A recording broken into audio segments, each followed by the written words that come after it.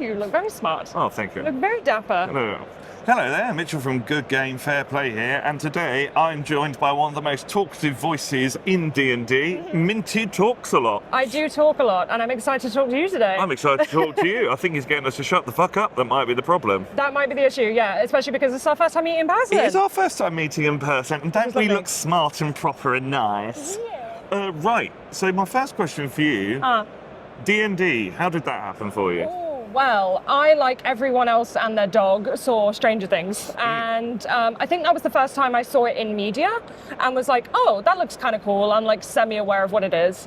Tried and failed to start playing during college, then found a university game society who was running it. Somebody very kindly ran a one-shot for me, and as with many, that it only took one game. That was it. Yeah. You know, but unfortunately, that was the end of 2019, so you can imagine what happened after that.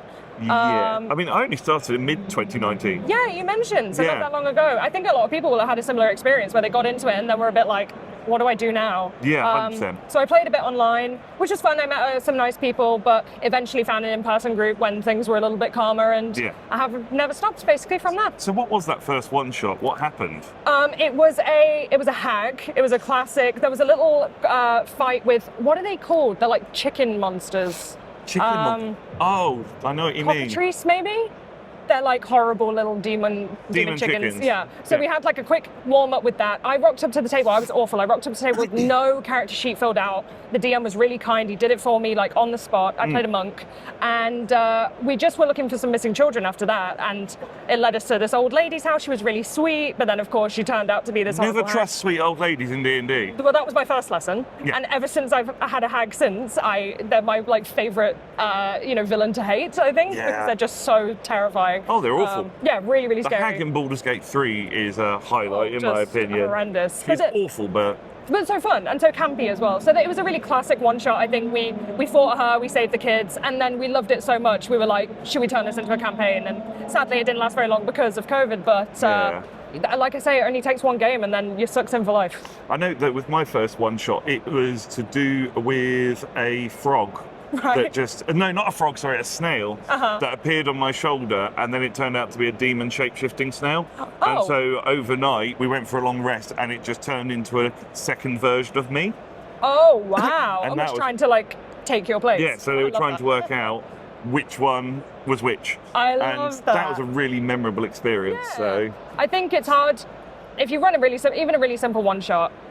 Just playing for the first time, just actually rolling the dice for the first time is so impactful. You know, like for DMs running a one shot for the first time, don't worry about it being the best experience anyone's ever had, because it doesn't need to be. It doesn't need to try that hard. No, I also, like, for me, my first game that I DM'd was not D&D. It was 10 Candles, which is so much easier to DM. I've always said, if you want to just get the hang of it, take something that's really simple. Yeah. Because for all that D&D is the starting point, I've found it's actually not that simple. It's quite a complicated game. It is. There's a lot of preamble.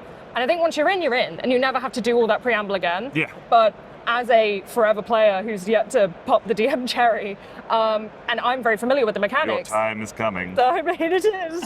I fear it is. I think you might be the one forcing me into it. Oh yeah, 100%. No, I'm looking forward to it. But like, you will do it whether you like to or not. The DM chair is calling. Well, this is the thing. I'm scared of the curse. I don't want to be receiving the curse. Luckily, I'm playing in a campaign right now, so hopefully it won't get me. But I think that I've started to look into other systems because of that, because when I GM or DM for the first time, like, I want it to be as chill an experience as possible. Yeah, and like say 10 Candles, or like, there's so many games that I'm not aware of that I need to do my own research. And so my next question, are 2014 or 2024 rules for 5th edition? Oh, well, I'm currently using 2024, and I have been since August, so and we play weekly, so I'm getting quite familiar with 2024. I am playing a fighter, so there's not tremendous changes there. You've got the weapon mastery, which is really cool.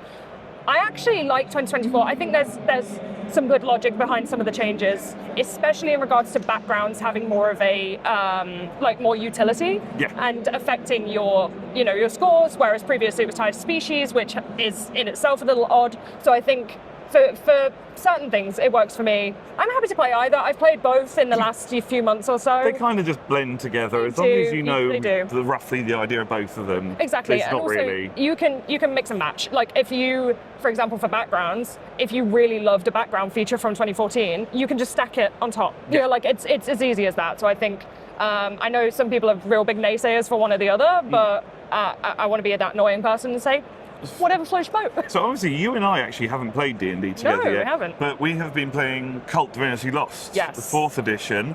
How do you find that's compared to D&D? Oh, it's so different. Obviously, with D&D, it's flexible, but most D&D games will take place in a high fantasy, low fantasy setting of some kind. So even just being in a modern setting for me is very different. There's weird considerations, like I guess we have phones and stuff, things you've just not thought about before. Yeah. But Cult is incredibly simple as well. It's really focused on. That's why I love it, because it's like you don't even have to like interpret your own rules. You just roll, and it's like this is what the results mean. There's 100%. No arguing. Yeah, exactly.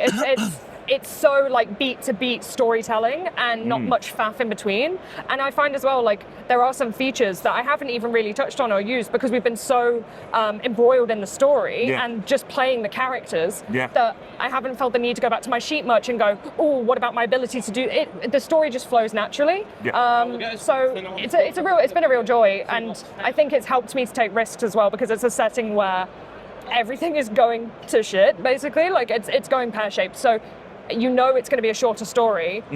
You're more likely than a long-term D&D campaign to be like... Cult doesn't really do the whole, like, we'll do 100 sessions and it'll be a big epic story. It's like, we will do 10, it will make you lose sleep.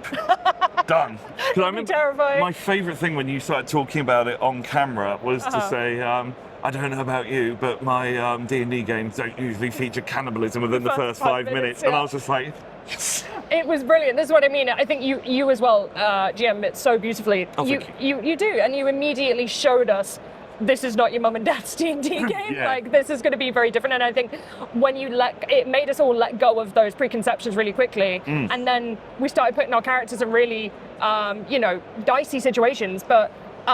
Those were the better stories, and those have led to the better scenes and more interesting moments. So, yeah, I love it, and I'm excited to explore. I mean, obviously, others. Your first scene with Becca from Mr. Moon Illustrations with her character Arlo.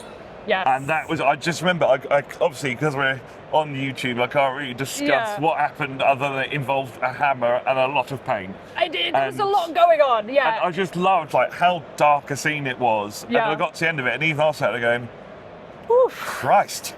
Yeah, this is what I mean. I think because we had just been playing for a couple of hours by that point as well, and you just get into this gritty headspace with Cult. Yeah. So then when someone comes at you with a hammer and says, I'm going to deal a lot of damage to you, you sort of go, do you know what? Yeah, that makes sense. I think the line that got me was just like with the, do you think it would hurt more on your arm or your elbows? No, your elbow or your shoulder. It's like, my shoulder? Okay. Smacks you in the elbow. Exactly. There's no correct answer. So that was so much fun. But that's what I mean. Like Cult, having players around the table who are all willing to commit to the bit as much as you are is really important. And happily, we found that table. But I Cult's think not for everybody. It's not. And I think what you did beautifully as well was make sure everybody really understood what the themes were going to be. That we could always speak up if we needed to change anything. And I think making sure you have that comfortable environment means that you do get those intense scenes because everybody is on the same page and everyone feels safe. 100%. So, to finish off, because this has been absolutely lovely, I can sit here and talk all day, but you actually need to have a look round the Expo. I'd love to. To finish off, why don't you tell us where we can find you? Well, you can find me at Minty Talks a lot on Instagram, YouTube and TikTok. It's the same name across all of those platforms. And there's more long-form content on YouTube that I need to do more of, I'm trying to do more of, but I'm also always on social posting little videos that either hopefully make people laugh or they are very funny. Thank you. I think they're very, very funny indeed. Well, you're my friend, so you would say that. I know, because I actually liked your videos before I knew you. So I came across, it's like, have a look at this Minty, and I'm like, this girl funny. Yes, well, you did then invite me into a game, so yeah, I feel like I got cherry picked out, but that's where you can find me, and I'm always opening my DMs and stuff. I'm a small creator, I will respond to comments. Yes, same here. It's lovely, isn't it? It is nice. So thank you very much for coming here and chat with me. This is once again Good Game Fair Play, joined by Minty Talks a lot, and we've done it in under 10 minutes, so I think that's quite good for us. That's impressive. Excellent. Right, let's bye.